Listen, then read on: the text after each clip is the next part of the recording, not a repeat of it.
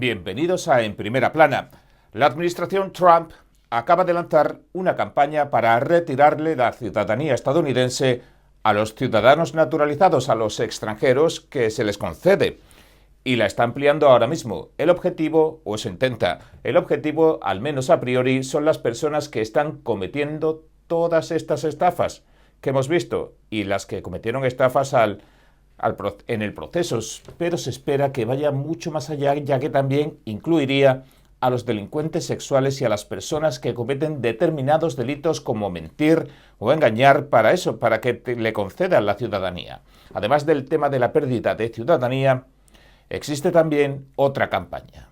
Una campaña para investigar las estafas relacionadas con los visados, especialmente los H-1B. Y según se está descubriendo, se comete una enorme cantidad de fraude con estos visados. Podría llegar a afectar hasta al 90% de los visados, de los casos. Dicho esto, Trump había presentado un plan para reducir el número de solicitudes de visados H-1B. Entre las medidas se incluía una tasa de $100.000 para las nuevas solicitudes.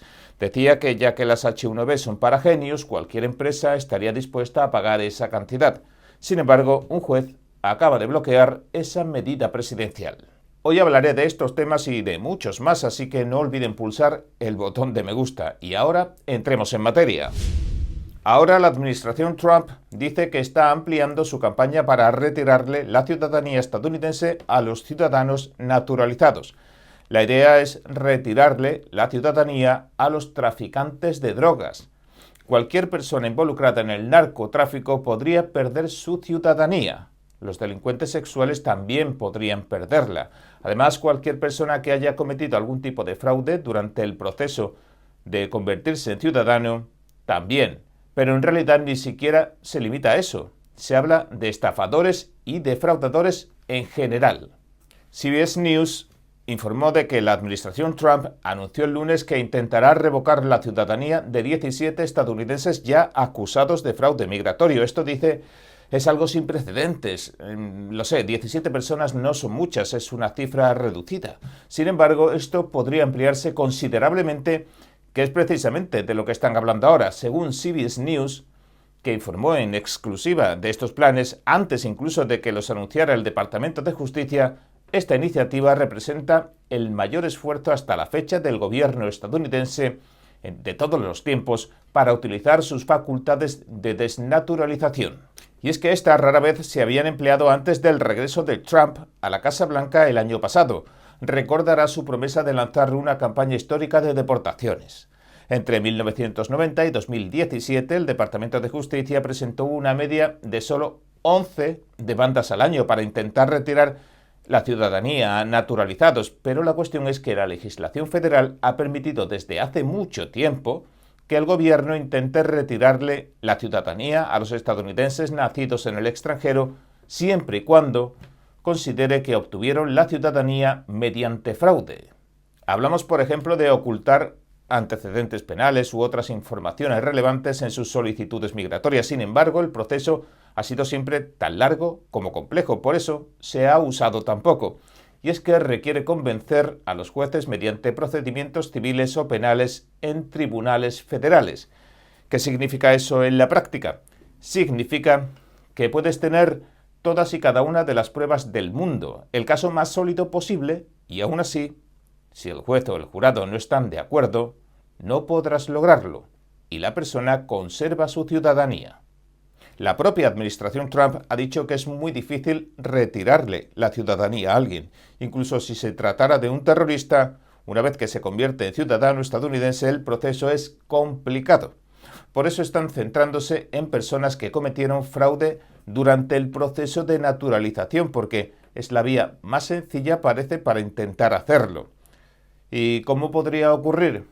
Si alguien, por ejemplo, ocultó información durante el proceso, o si cometió fraude al obtener un visado antes incluso de solicitar la ciudadanía, o si incurrió en conductas similares, entonces sería más fácil para las autoridades actuar en su contra.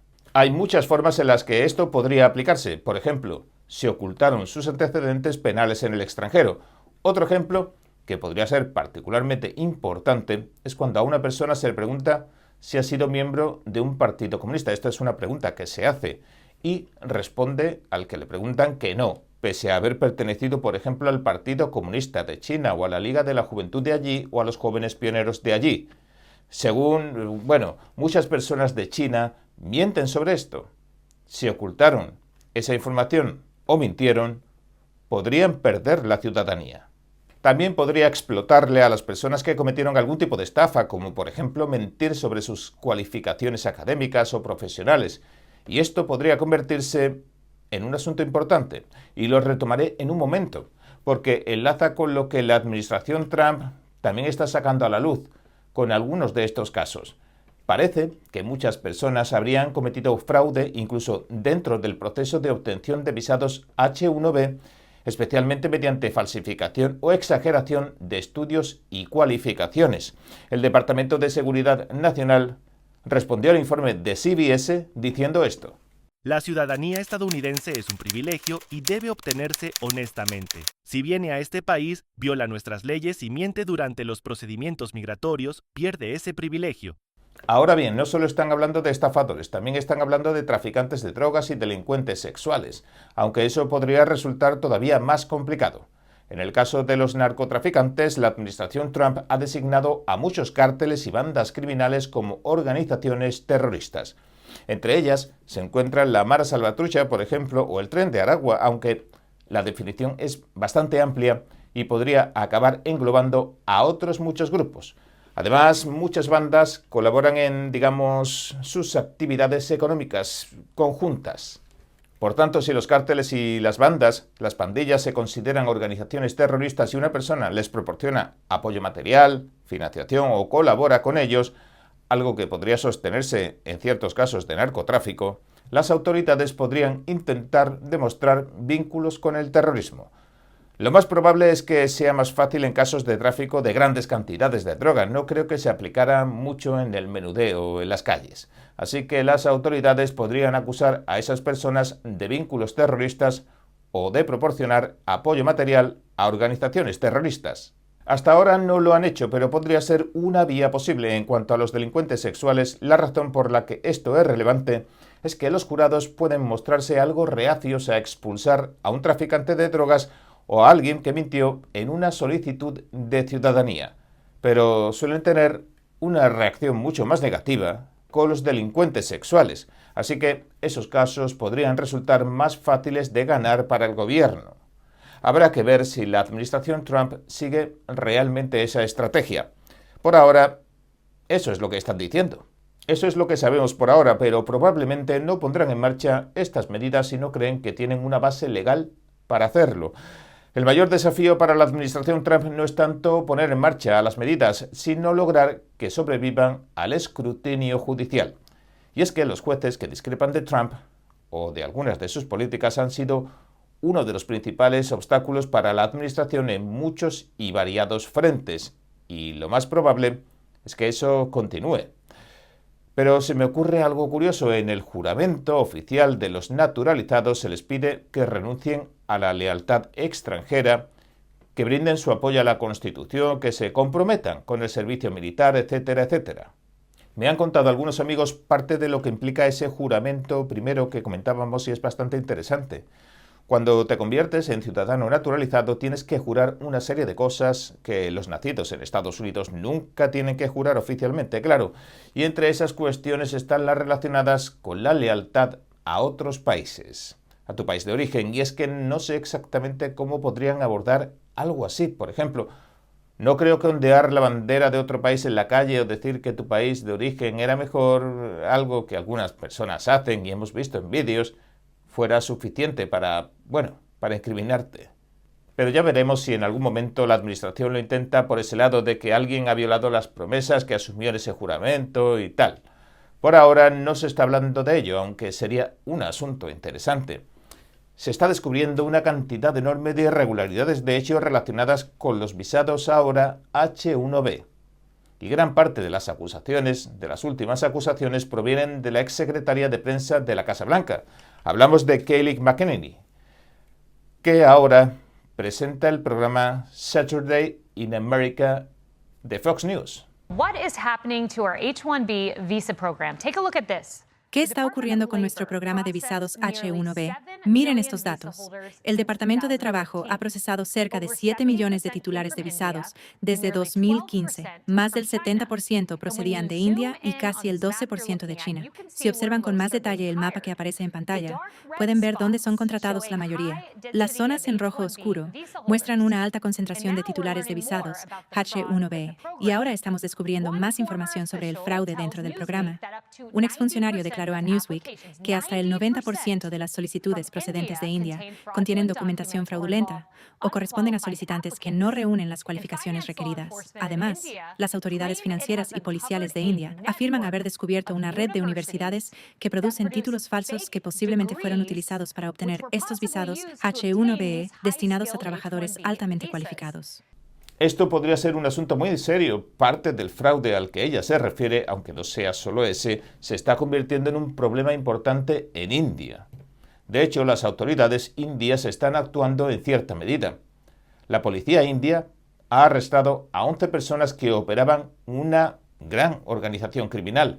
Lo que hacían era falsificar documentación utilizando los nombres de 22 universidades indias y vendían los títulos académicos falsos. Participaban en las distintas fases de la operación: impresión, transporte y falsificación de diplomas universitarios. Según las acusaciones, habrían producido alrededor de 100.000 títulos falsos. Es una cifra enorme. No creo que todos esos documentos se utilizaran para obtener visados H-1B. Seguramente muchos se usaron para conseguir trabajo dentro de India.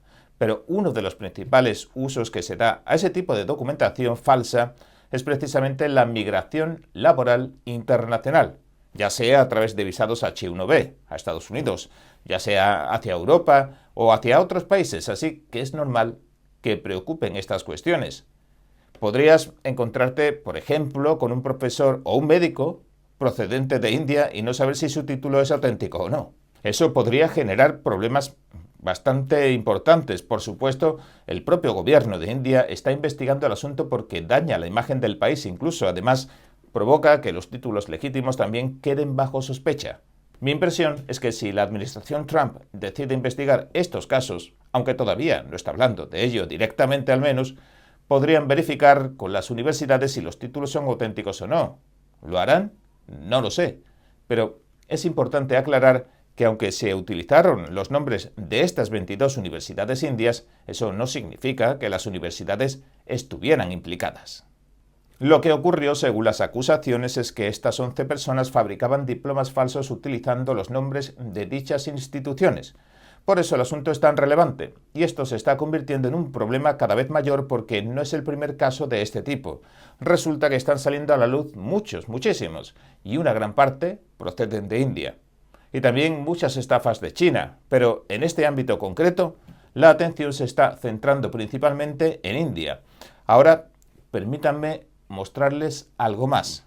En Texas, el fiscal general Ken Paxton ha dicho que va a demandar, o ya está demandando, a una empresa china de cuidado infantil. Según sus declaraciones, esta empresa estaría implicada en fraude con visados H-1B. También señaló que están utilizando inteligencia artificial para identificar a las personas implicadas, algo interesante porque la IA está acelerando muchas de estas investigaciones. Actualmente están investigando 30 empresas solo en el norte de Texas. Todas ellas han sido acusadas de fraude relacionado con los visados H-1B. Sabemos también, porque esto se considera un asunto bastante importante. Ya hemos comentado anteriormente que una parte significativa del espionaje chino utiliza los visados H-1B. El mecanismo sería el siguiente: un agente del Partido Comunista Chino llega a Estados Unidos, crea una empresa legítima, una empresa real, y utiliza el programa H-1B para atraer a otras personas. Pueden ser piratas informáticos, agentes que ejercen influencia u otros individuos. Los especialistas en ciberataques suelen ser más difíciles de detectar porque a menudo permanecen en segundo plano, mientras que otras personas pueden entrar mediante este sistema de visados. Pero es relativamente sencillo hacerlo. Si tienes una empresa y quieres contratar trabajadores extranjeros, el visado H-1B es una de las principales vías para hacerlo. Una de las modalidades más habituales consiste en empresas que prestan servicios de subcontratación informática, gestionando los sistemas tecnológicos de otras compañías. Imaginen las implicaciones si personas vinculadas a actividades de espionaje tuvieran acceso a esos sistemas, a esas compañías. Esa es una de las formas más comunes de operar, sin embargo, y no se limita a los visados H-1B. Existen otros tipos de visados laborales que también pueden utilizarse. Y es que esta es una práctica frecuente dentro de ciertas operaciones de espionaje chino, y esto es algo de lo que han hablado directamente antiguos espías chinos. Dicho esto, Trump ha intentado poner en marcha un plan para reducir el número de solicitudes de visados H-1B. Se trata de una cuestión compleja, ya que incluso algunas personas cercanas a Trump apoyan este tipo de visados.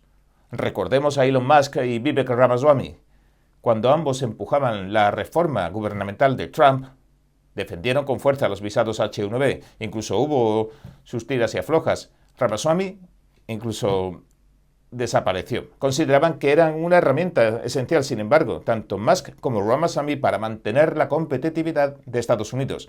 Su postura era que, aunque pudiera existir fraude, eso no anulaba el valor de estos visados para el país. Una de las medidas que Trump intentó aplicar para limitar el número de solicitudes fue imponer una tasa de $100.000 a las nuevas peticiones de visados H-1B.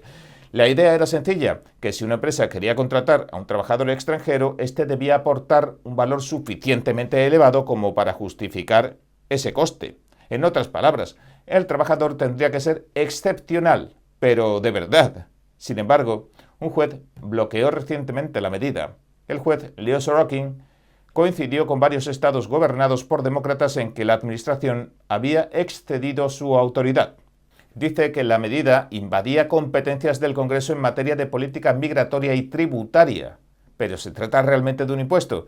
Pues yo diría que no exactamente, al menos a primera vista. Lo consideraría más bien una tasa administrativa dentro de un procedimiento migratorio. Y así también lo consideraba la administración Trump. Pienso que la cuestión de si es una medida corresponde al Congreso o al presidente seguirá siendo objeto de debate, y esta decisión judicial puede que no sea la última palabra sobre el asunto. Normalmente esa tasa de $100.000 las abona la empresa patrocinadora, y la administración defendía la medida como una forma de incentivar a las compañías para que contrataran estadounidenses. Una de las críticas habituales al programa H-1B es que algunas empresas sustituyen trabajadores estadounidenses por empleados extranjeros dispuestos a trabajar por salarios más bajos y sin límite de horario. Y si no lo hacen, si no cumplen estos trabajadores extranjeros, las empresas les dan de baja la visa y tienen que volverse a sus países completamente derrotados. Se han formulado acusaciones de este tipo contra grandes compañías tecnológicas e incluso contra Disney. También hay acusaciones sobre los directivos procedentes de otros países que despiden a estadounidenses y luego contratan trabajadores de su mismo país con los visados H-1B. En algunos casos se llegó a decir que los empleados a los que despedían los estadounidenses antes de salir tenían que formar a aquellos que los reemplazarían. En resumen, quienes critican el programa sostienen que en ocasiones no se utiliza para atraer mejor talento, sino talento más barato. La lógica de la tasa de $100.000 era precisamente eliminar ese incentivo económico. Si contratar a un trabajador H-1B resulta muy caro, la empresa solo lo hará cuando considere que se trata de una persona verdaderamente excepcional, que era el propósito original del programa cuando se creó. Esa era al menos la forma en que Trump presentaba la medida. Y es que otro juez había fallado anteriormente a favor de la administración y concluyó que Trump sí tenía autoridad para imponerlas, los 100.000. ¿Y qué significa eso? Que existen decisiones judiciales contradictorias. Dos jueces distintos han llegado a conclusiones diferentes. El juez que bloqueó la medida había sido nombrado por Barack Obama. Esto es un dato. Por tanto, los tribunales están divididos sobre la cuestión. Y cuando los tribunales discrepan entre sí, normalmente el asunto termina llegando a instancias superiores. Por ahora, un tribunal de apelaciones ha escuchado los argumentos y podría emitir una resolución en cualquier momento. Es decir, la medida ha sido bloqueada por ahora, pero la batalla judicial continúa. La administración Trump seguirá intentando defenderla y veremos cuál es el resultado final. La cuestión probablemente acabará llegando al Tribunal Supremo. Por lo tanto, el asunto está lejos de darse por terminado. En cuanto a la tasa de 100.000 para los visados H1B me refiero, solo se aplicaría a los nuevos visados. Las renovaciones o nuevas solicitudes de las personas que ya lo tienen no estarían sujetas a esa tasa. Es decir, quienes ya se encuentran en Estados Unidos con un visado H1B no tendrían que pagar esos $100.000. Por ahora todo ha quedado en suspenso y seguirá siendo objeto de recursos, apelaciones, hasta que se alcance una decisión definitiva, un veredicto. Y por eso se está hablando de judge shopping. Consiste en buscar el tribunal o el juez que consideres más receptivo a tus argumentos. Y eso es lo que ocurrió durante los primeros meses del segundo mandato de Trump.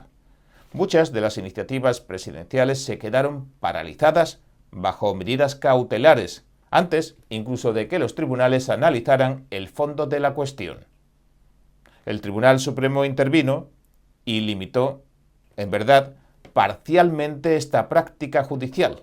Sin embargo, los jueces no han perdido la capacidad para bloquear temporalmente determinadas políticas, aunque no todas. Por eso vemos tantas disputas judiciales ahora. Una política se aprueba, un juez la bloquea, la decisión se apela, otro tribunal revisa el caso y vuelta a empezar, hasta alcanzar instancias superiores.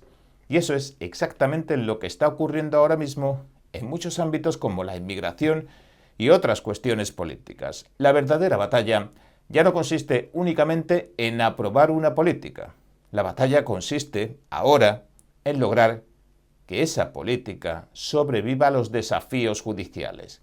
Y esa situación no parece que vaya a cambiar, al menos en el corto plazo.